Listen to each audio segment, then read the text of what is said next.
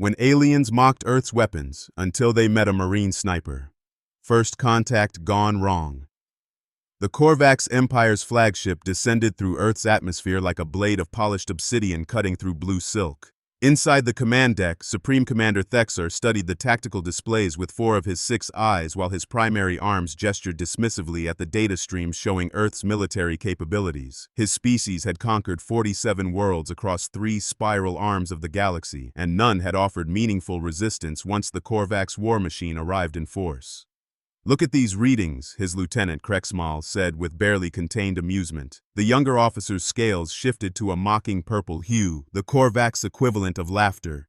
"They still use chemical propulsion for their projectiles. No plasma acceleration, no gravitational manipulation, just explosions pushing metal." The bridge crew joined in the color-shifting display of mirth, their scales creating a rippling aurora of contempt across the command deck. Thexar allowed himself a moment of satisfaction, his own scales briefly flickering amber. "Send the 3rd Battalion to secure their military installation in the desert region they call Arizona. Take samples of their weapons for the Imperial Museum's Primitive Technology Wing. Future generations will find it amusing that a species capable of splitting atoms still fought with such crude implements." The dropships launched within the hour, sleek vessels that cut through the desert air above Phoenix without a sound. The Korvax soldiers inside checked their plasma rifles and adjusted their energy shields, the technology so advanced that human radar could barely register their presence. They landed at the abandoned Luke Air Force Base, where the humans had retreated after the first bombardment from orbit. The base stretched out before them, a collection of hangars and buildings that looked almost quaint to beings accustomed to crystalline cities that touched the clouds. Sergeant Vexnall picked up an abandoned M4 carbine from a checkpoint, turning it over in his 4-fingered hands. "It has moving parts," he announced to his squad, his tone dripping with disbelief. "Actual mechanical components that could jam or break." He pulled the trigger and the weapon clicked empty. They even need to manually reload ammunition. How did this species achieve spaceflight? But 800 meters away, hidden in a carefully constructed hide among the rocky outcroppings of the White Tank Mountains, Staff Sergeant Sarah Chen watched the aliens through her scope. They moved with the arrogance of conquerors who had never known defeat, never faced an enemy who understood patience, distance, and the brutal mathematics of ballistics. Sarah had served 3 tours in Afghanistan, where she had earned the nickname Ghost for her ability to appear nowhere and everywhere at once. Now, watching these aliens mock the very weapons that had kept her alive in Kandahar, she felt a cold smile touch her lips. Her rifle was a Barrett M82A1, a 50 caliber beast that most people couldn't even lift properly. But Sarah had made it an extension of herself through years of practice. She had modified it with a custom suppressor and subsonic rounds that turned its usual thunderous roar into something barely louder than a cough. The aliens' energy shields were designed to stop high-energy plasma and laser weapons, dissipating the energy across their surface. But kinetic energy, a chunk of metal moving at just under the speed of sound, their shields had never been tested against something so primitive. She watched as the alien sergeant continued to mock the M4, gesturing dramatically to his squad. Her breathing slowed, her heartbeat dropping to that meditation-like state that came before the shot. Wind speed 5 knots from the west. Distance 823 meters. Elevation adjustment minor. She had made longer shots in worse conditions. The crosshairs settled on the gap where the alien's helmet met his chest armor, a space no bigger than a playing card. Sarah exhaled half a breath and squeezed the trigger with the patience of someone who had all the time in the world. The rifle pushed against her shoulder like an old friend's greeting. Through the scope, she watched the round punch through the alien's shield like it was tissue paper, the kinetic energy transferring directly into the creature's center mass. The sergeant crumpled, his scales flashing through a rapid spectrum of colors before going dark. The M4 clattered to the ground beside him. For 3 seconds, the Korvax squad stood frozen, their minds unable to process what had happened. Their shields were active, their sensors showed no energy weapons discharge, yet their sergeant was dead. Then training kicked in, and they scattered for cover, firing plasma bolts randomly into the mountains. But Sarah was already moving, breaking down her rifle with practiced efficiency and sliding back through the narrow crevice that led to her next position. She keyed her radio, speaking on a frequency the aliens hadn't bothered to jam because they thought human communications were too primitive to matter. "Ghost to all stations. The shields don't stop bullets. I repeat, their shields are vulnerable to kinetic weapons. Happy hunting." Across the Phoenix Valley, hidden soldiers who had been waiting for this confirmation began to smile. The aliens had made the classic mistake of every superior force throughout history. They had underestimated their enemy. And in the desert of Arizona, under a blazing sun that didn't care about advanced technology or galactic empires, that mistake would cost them everything. Sarah was already settling into her second hide, watching as the Korvax soldiers tried to evacuate their fallen sergeant while scanning frantically for an enemy they couldn't detect with any of their advanced sensors. She had 6 more rounds in her magazine and 17 more positions mapped out across the mountains. The aliens wanted Earth's weapons for their museum? She would give them a history lesson they would never forget. The Desert Hunter. The Korvax established their forward operating base in downtown Phoenix, commandeering the convention center and transforming it into a fortress of alien technology. Energy barriers hummed where walls once stood, and plasma turrets swept the streets in programmed patterns. Commander Thexer had arrived personally after losing 3 patrols in as many days. His scales permanently shifted to the deep crimson of barely controlled rage. He stood before a holographic display showing the sites of each attack, trying to find a pattern in the chaos. "One shooter," he said, his voice carrying the weight of disbelief. "Our entire southern perimeter is paralyzed by one primitive soldier with a projectile weapon." The latest footage played on repeat, a patrol moving through the abandoned streets, then one soldier simply falling, a hole punched through their armor. No muzzle flash, no energy signature, nothing their sensors could track. Just death arriving from nowhere. Sarah Chen had turned the Sonoran Desert into her personal hunting ground. She had spent 3 days before the attacks began, moving through the mountains and city outskirts, setting up hides, mapping sightlines, and calculating every possible angle. The desert was her ally in ways the Korvax couldn't understand. They came from a world of eternal twilight and constant moisture, and the brutal Arizona sun was already taking its toll on their equipment and morale. Their cooling systems worked overtime, creating heat signatures that stood out like beacons through her thermal scope. She lay prone on the roof of an abandoned hospital, 8 stories up and nearly a mile from the Korvax perimeter. The Barrett was steady on its bipod, and she had wrapped the barrel in heat-dissipating fabric to prevent mirages from affecting her aim. Through the scope, she watched a Korvax officer gesturing at a group of engineers setting up what looked like a sensor array. They were learning, adapting, trying to create a detection grid that could spot her. But they were thinking in terms of energy weapons and advanced technology, not understanding that sometimes the old ways were the best ways. The shot was challenging, even for her.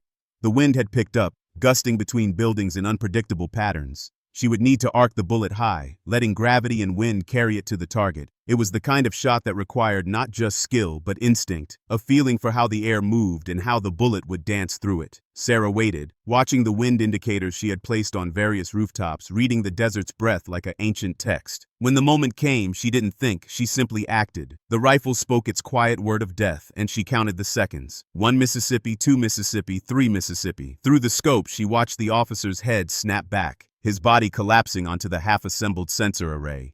The engineers scattered, their scales flashing panic white as they abandoned their equipment and ran for the barriers. But Sarah wasn't done. She had learned their patterns, knew they would send a rapid response team to any attack site. She switched to her secondary position on the same roof, a spot that gave her a view of the most likely approach route. Sure enough, 6 Korvax soldiers came running, their plasma rifles sweeping the buildings as they moved. She took the point man first, then the rear guard, leaving the middle 4 trapped in a kill box with no idea where the shots were coming from. The radio chatter she intercepted told the story of their growing fear. The Korvax had started calling her the Desert Ghost, and some soldiers were refusing to patrol certain sectors.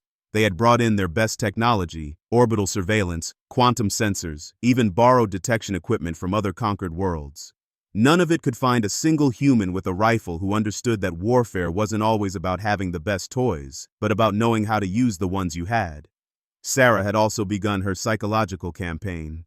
After each kill, she left a playing card at a location the Korvax would eventually find, always the ace of spades with a simple message written on it. "You are in my desert now." The cards appeared in impossible places, inside their barriers, under their vehicles, even once in Commander Thexar's personal quarters. The message was clear. Nowhere was safe.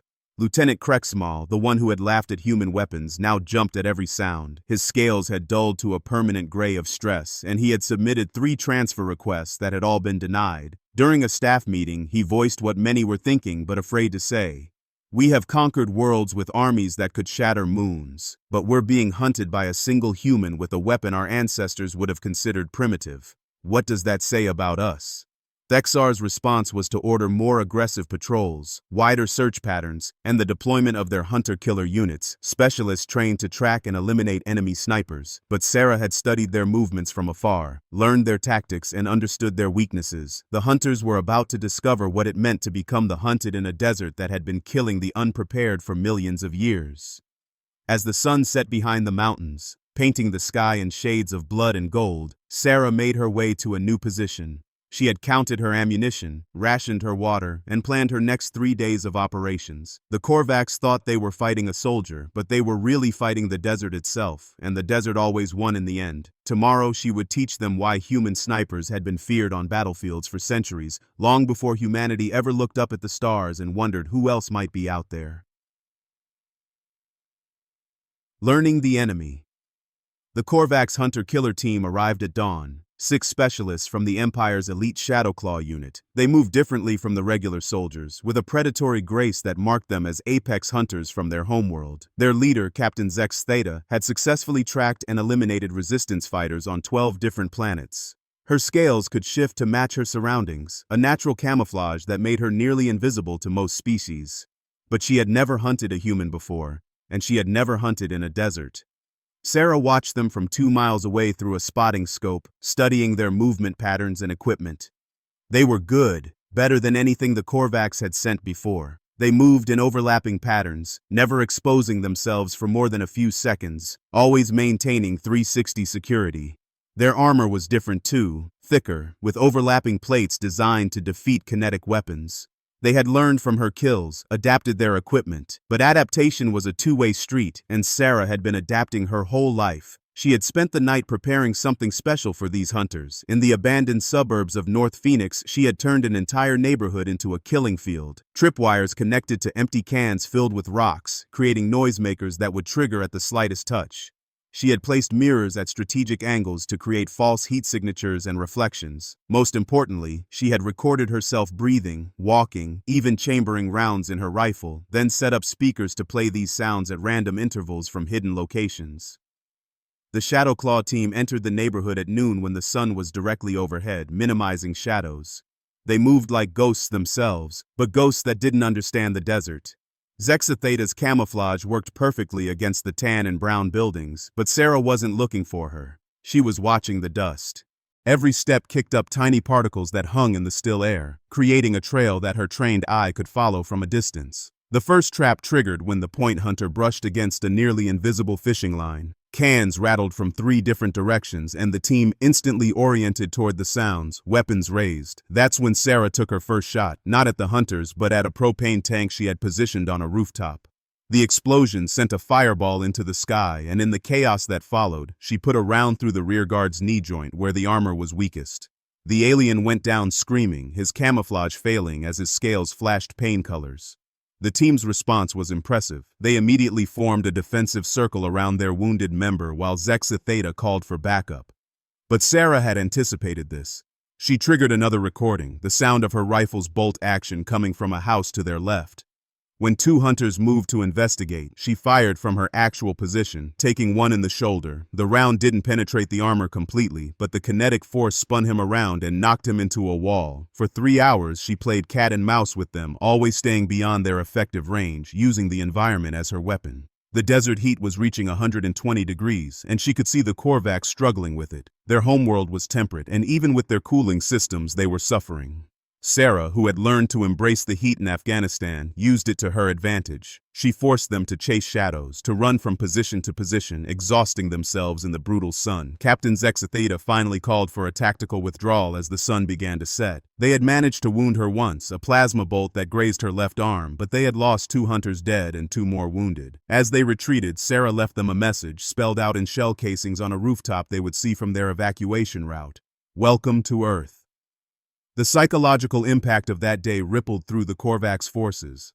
The Shadowclaw unit, their elite hunters, had been outmatched by a single human. Worse, the footage from their helmet cameras, which Thexa reviewed personally, showed nothing but empty buildings, shadows, and death coming from nowhere. The Desert Ghost had become more than just a sniper. She had become a legend that eroded Korvax morale with every passing day. Sarah treated her wound in an abandoned pharmacy, wrapping it with gauze and taking antibiotics she had stockpiled. The pain was manageable, and it reminded her that she was still human, still mortal, but still very much alive. She opened an MRE and ate mechanically while studying satellite photos she had taken from a military cache before the invasion. The Korvax were consolidating their forces, pulling back from isolated positions. They were afraid, and fear made people, even alien people, make mistakes. That night she broadcast on an open frequency knowing the Korvax would intercept it. Her voice was calm, almost conversational. "This is Ghost to Korvax Command. You came to our world thinking we were primitive, but we've been perfecting the art of war for thousands of years. Your shields, your sensors, your technology, they mean nothing here. This desert has been killing invaders since before your species left their oceans. You want to know why our weapons are so simple?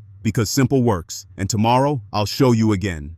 Commander Thexar listened to the transmission with his scales dark with fury. He had lost 43 soldiers to one human with one rifle. The Empire was beginning to ask questions, and other resistance cells across Earth were taking inspiration from the Desert Ghost's success. He made a decision that would change everything. If they couldn't hunt her down, they would make her come to them. They would take hostages from the human refugees hiding in the city. The Desert Ghost seemed to have a weakness for protecting her own kind. It was time to exploit that weakness. The technology gap. The Korvax had rounded up 300 human civilians, housing them in makeshift detention camps around their Phoenix stronghold. Commander Thexar's message was broadcast on all frequencies, his translated voice carrying across the desert. "Ghost of the desert, you have 24 hours to surrender, or we begin executing 10 humans every hour. Your primitive honor will be your downfall." Sarah sat in her hide, listening to the transmission while cleaning her rifle. She had expected this move, had planned for it. The Korvax thought they understood human psychology, but they had made a critical error. They assumed she would react emotionally, rashly. They didn't understand that a sniper's greatest weapon wasn't the rifle, but patience and calculation. She keyed her radio, connecting to the network of resistance cells she had been quietly building. "All stations, this is Ghost. Operation Sandstorm is a go. Remember your training, trust your weapons, and trust each other. The aliens think technology wins wars. Tonight we remind them that wars are won by warriors." Across Phoenix, 200 volunteers armed with hunting rifles, old military surplus weapons, and improvised explosives began to move. They were teachers, mechanics, store clerks, and students who had spent 2 weeks learning from Sarah's tactics. She had taught them the basics: how to calculate bullet drop, how to use the environment for cover, how to move without being detected. Most importantly, she had taught them that the Korvax's advanced technology had made them complacent. The Korvax had deployed their most sophisticated surveillance network around the detention camps.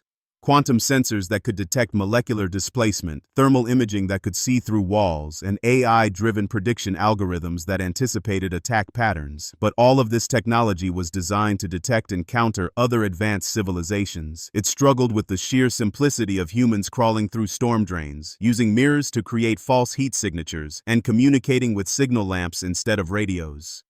Sarah positioned herself on South Mountain, over 2 miles from the nearest camp. The distance was extreme, even for her, but it gave her a view of the entire battlefield. Through her scope, she watched Korvax patrols moving in predictable patterns, their reliance on sensors making them lazy. They trusted their technology to warn them of danger, not their own eyes and instincts. At exactly midnight, the first phase began. Small teams of civilians started fires in abandoned buildings throughout the city, creating dozens of heat signatures that overwhelmed the Korvax sensors. The aliens' automated systems began tracking every flame, trying to determine which ones might be threats. In the confusion, Sarah's trained spotters began marking targets, using laser pointers that flickered for just milliseconds, too fast for Korvax systems to register as targeting lasers. Sarah took the first shot, the bullet traveling for nearly 4 seconds before striking a Korvax officer standing on a watchtower. The sound of the shot was lost in the distance, and by the time the body hit the ground, she had already chambered another round. One by one, she eliminated the camp's leadership, each shot calculated to create maximum confusion. Officers fell mid-sentence, guards crumpled at their posts, and communications specialists slumped over their equipment. The Korvax response was chaos. Their soldiers fired plasma bolts at empty buildings, their sensors showing threats everywhere and nowhere. The resistance fighters began their own assault, firing from positions the aliens hadn't thought to fortify because their technology told them those angles were impossible. Bullets came through windows, over walls, even up through sewer grates. The primitive kinetic weapons the Korvax had mocked tore through their ranks. Captain Zeta, recovered from her earlier encounter, tried to restore order. She understood what was happening, recognizing the ghost's tactics being employed by multiple shooters, but understanding and countering were two different things. Every time she organized a response to one threat, another emerged from an unexpected direction. The humans were using their own city against the invaders, turning every building into a potential sniper's nest. The detention camps became a liability. The Korvax couldn't defend them and fight the resistance simultaneously. When Sarah put a round through the main generator powering the energy barriers, the civilians didn't wait for rescue. They surged forward, overwhelming the confused guards with sheer numbers and desperation. The sight of humans defeating Korvax soldiers with nothing but determination and makeshift weapons was broadcast by hidden cameras to resistance cells worldwide. By dawn, the Korvax had lost their stronghold in Phoenix. Commander Thexer ordered a full retreat to their ships, abandoning tons of advanced equipment in their haste. But Sarah wasn't finished.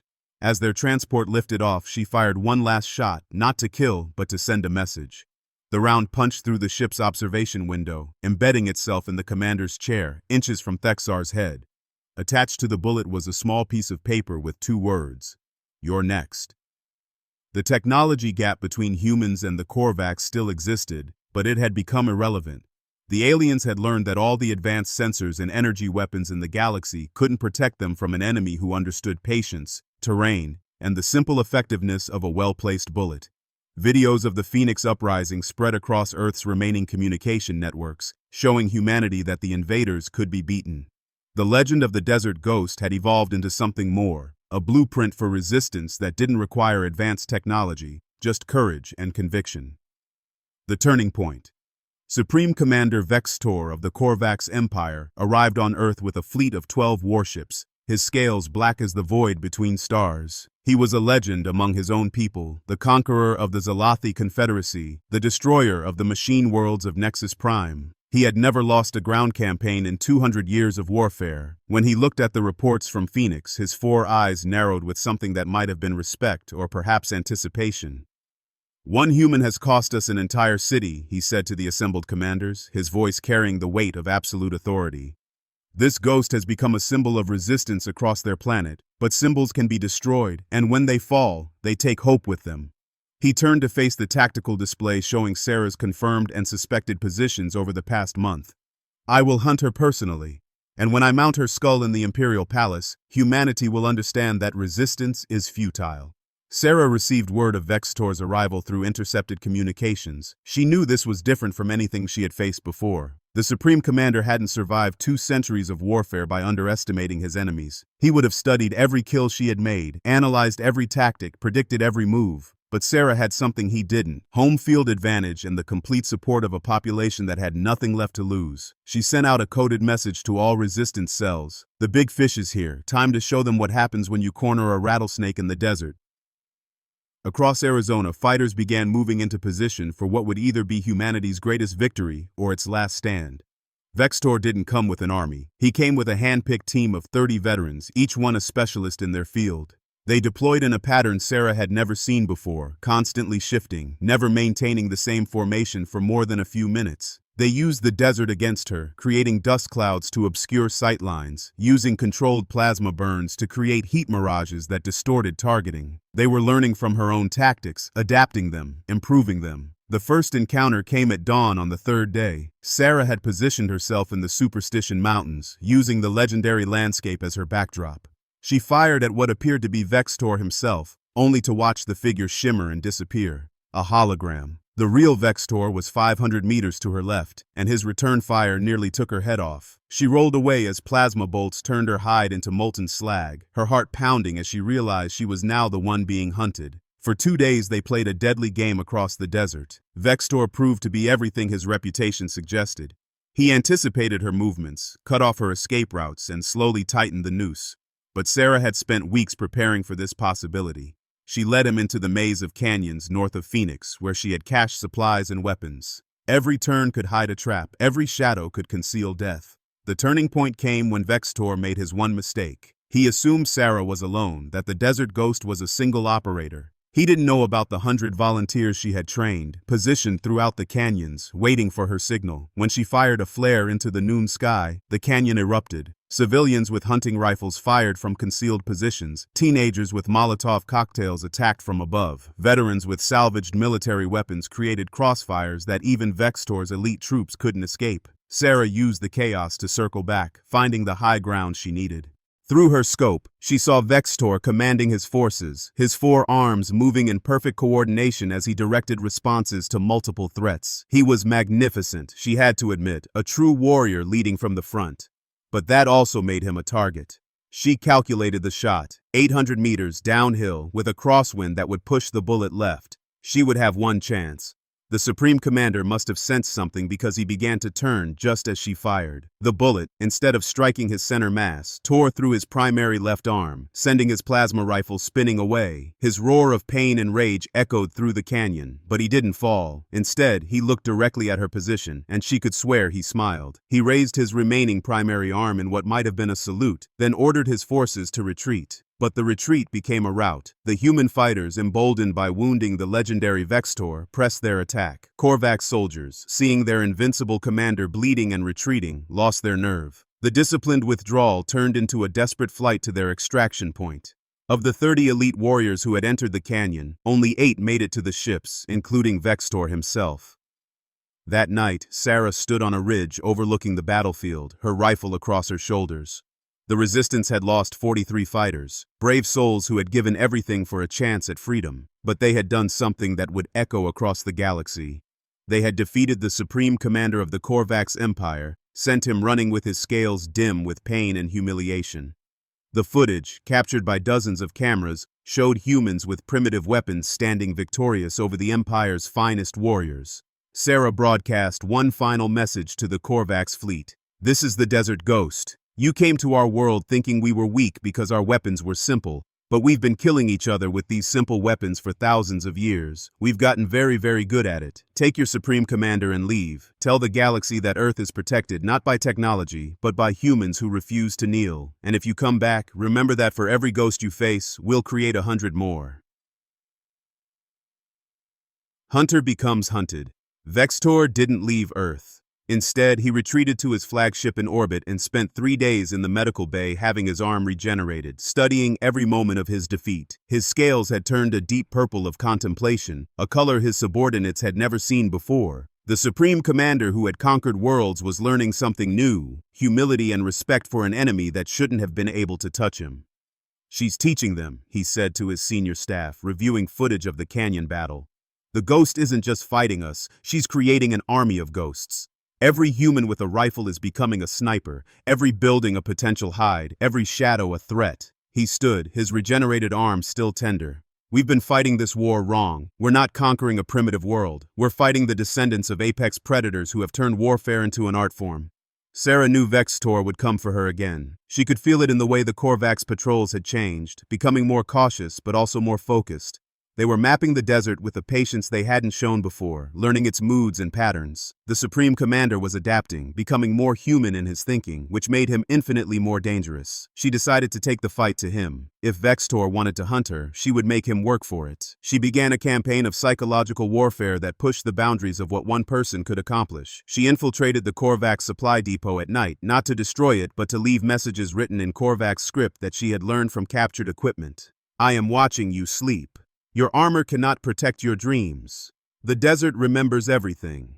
The effect on Korvax morale was devastating. Soldiers refused to stand watch alone. Some claimed to see her in impossible places, simultaneously miles apart. The Desert Ghost had become something more than human in their minds, a specter that could be anywhere and everywhere. But Vextor saw through the illusion. He understood that fear was her weapon, and he began to use it against her. He started leaving his own messages, casualties among the human resistance fighters she had trained. Not random killings, but precise strikes against people she had worked with, people she had saved. Each body came with a note. "Your ghosts are mortal. You are mortal. Face me or watch them all die." It was a cruel tactic, but effective. Sarah felt the weight of each death, the responsibility of having brought these people into her war.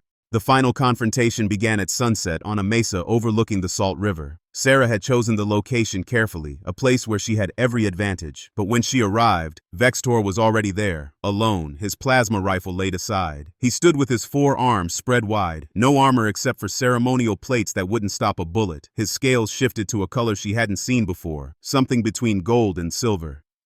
"I know you're there, Ghost," he called out in accented but clear English. "I've learned your language, studied your history. Do you know what I discovered?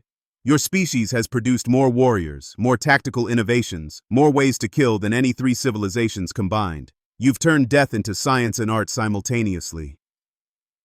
Sarah remained hidden, her rifle trained on his center mass. She could take the shot, end it now. But something made her hesitate. Through her scope, she could see his 4 eyes scanning the rocks, not with fear but with anticipation. He wanted this confrontation, but not for the reason she expected. "I came to conquer Earth," Vextor continued, "but I realize now that was impossible. Not because of your technology, but because of what you are. You're not defenders of a world. You're a species of hunters who have been pretending to be civilized. The Ghost didn't create resistance. She simply reminded humanity what it's always been: dangerous." Sarah finally spoke, her voice carrying across the mesa through speakers she had planted days earlier, making it impossible to pinpoint her location.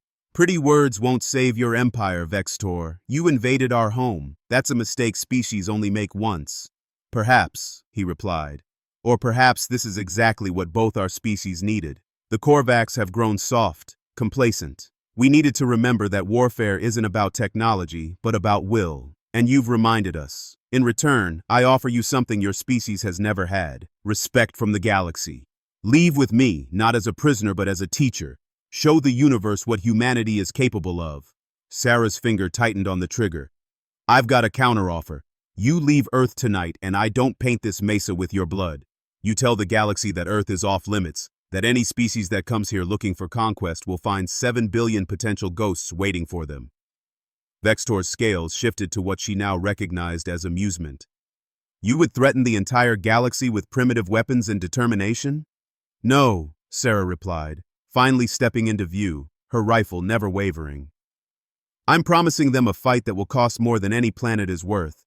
We may not have plasma weapons or faster-than-light travel, but we have something you don't. We've been practicing killing for our entire evolutionary history, and we're really good at it." For a long moment they stood there, predator and predator, each recognizing something fundamental in the other. Then Vextor picked up his plasma rifle, not to aim it but to break it over his knee. The gesture was clear. The war was over. "The Korvax Empire will withdraw," he said formally.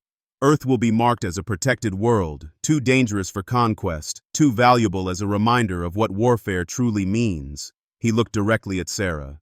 "But know this, Ghost of the Desert. The galaxy is watching now. Your species has announced itself as something to be feared. That will bring challenges you haven't imagined." Sarah lowered her rifle slightly. "We'll be ready. We've got 7 billion teachers now, and every one of them knows that sometimes the simplest solution is the best one." Legacy of Fear. 6 months after the Korvax withdrawal, Earth had become a legend in the galactic community. The story of the Desert Ghost had spread through trading posts and military academies across 12 sectors. Some species didn't believe it, refusing to accept that a technologically inferior world had repelled the Korvax Empire. Others sent discreet probes to observe, only to detect millions of humans now training with rifles, learning the art that Sarah Chen had perfected. Sarah herself had become something she never intended, a living symbol of human resistance. The Pentagon, rebuilt in the ruins of Washington, offered her any position she wanted. The United Nations, reformed after the invasion, wanted her to lead Earth's new planetary defense force. But Sarah had different plans. She stood in the same desert where it all began, looking at a small building that had been constructed at her specifications. The sign above the door read, "Earth Defense Training Center, Marksmanship Division." Inside, she taught a class of 30 students from around the world. They were soldiers, hunters, athletes, anyone with the patience and determination to learn. Her lessons were simple but profound. Technology fails, batteries die, shields overload, but a bullet is just physics, and physics doesn't fail. Remember that when the next empire comes calling. The galactic response to Earth's victory had been mixed. The Zalathi Confederacy sent a diplomatic envoy, curious about the species that had succeeded where they had failed. The machine worlds analyzed thousands of hours of combat footage, trying to understand how biological entities with chemical propulsion weapons had defeated energy shields. But it was the message from the Korvax that surprised everyone. Supreme Commander Vextor, now bearing scars from his Earth campaign with pride, had been assigned as the Empire's military reform advisor. His first decree had been to reintroduce kinetic weapons training to all Korvax forces. His second had been to establish an exchange program with Earth, offering technology in return for tactical training. The galaxy's most powerful empire wanted to learn from humanity's primitive ways. Sarah received a personal message from Vextor, delivered by a neutral courier. It was written in English, his script careful and precise. Ghost, you asked me once why we assumed victory. I see now that we confused advancement with evolution. Your species evolved as hunters, and no amount of technology can overcome millions of years of instinct. The galaxy knows fear now, but not of your weapons. They fear what happens when humanity decides to hunt among the stars. I pray that when that day comes, you remember that some of us learned to respect you, your worthy adversary, Vextor. The irony wasn't lost on Sarah. Humanity's first contact with alien life had been an invasion, but it had ended with Earth becoming the most feared planet in known space, not because of advanced weapons or superior technology, but because a single sniper with a rifle had proven that humans were dangerous on a fundamental level that transcended technology. She kept teaching, passing on her knowledge to the next generation, but she also worked with scientists and engineers, helping them understand that human warfare wasn't just about weapons, but about psychology, terrain, patience, and the willingness to turn any advantage, no matter how small, into victory. The fusion of human tactical knowledge with slowly acquired alien technology would eventually make Earth a power to rival any empire, but that was the future. In the present, Sarah stood on the same mesa where she had faced Vextor, watching the sunset paint the desert in shades of gold and red. Her rifle, the same Barrett that had started it all, rested against a rock beside her. She had received offers from a dozen worlds to come and teach their forces, promises of wealth and power beyond imagination. But this was her desert, her home, her hunting ground. A young student approached, one of her best, a former Olympic biathlete who had taken to long-range shooting like she was born for it. Instructor Chen, the student asked, do you think they'll come back, the Korvax or someone else? Sarah smiled, the expression creasing the corners of her eyes that had spent so many hours behind a scope. Someone will always come. It's the nature of the universe. The strong test the weak. Predators hunt prey. But they'll remember what happened here. They'll remember that humans don't just fight wars. We perfect them. And they'll remember that somewhere on Earth, there's always someone watching through a scope, waiting patiently for the shot. As if to emphasize her point, she picked up her rifle, aimed at a target drone 2 kilometers away, and fired without seeming to aim. The drone exploded in a shower of sparks. She worked the bolt, ejecting the spent casing, and handed it to the student. On the brass, she had etched a simple message. Distance is just a number, fear is forever. The student understood. She was learning more than marksmanship. She was learning to be a guardian of Earth, a keeper of the legend that would make future invaders think twice. As the sun finally set, master and student walked back to the training center, their long shadows stretching across the desert that had become humanity's proving ground. In the depths of space, on worlds both near and far, military commanders studied the Battle of Phoenix, trying to understand how one human with one rifle had changed the course of galactic history. They analyzed tactics, examined equipment, ran countless simulations, but they always came to the same conclusion. It wasn't about the rifle or the bullets or even the tactical brilliance. It was about a species that had turned warfare into instinct, and instinct into art. The desert ghost had become more than a person. She had become a warning. Earth was no longer seen as a primitive backwater, but as a world of hunters waiting for someone to make the mistake of becoming prey. And in the Arizona desert, Sarah Chen continued to teach, ensuring that if that day came again, humanity would be ready with the simplest, most effective response. A well-placed shot from someone who understood that in war, as in hunting, patience and precision would always defeat arrogance and assumption. The galaxy had learned to fear humanity, not for what it might become, but for what it had always been. And somewhere in the vast expanse of space, other species looked toward the small blue planet that had defeated the Korvax Empire and wondered if maybe, just maybe, some worlds were better left alone.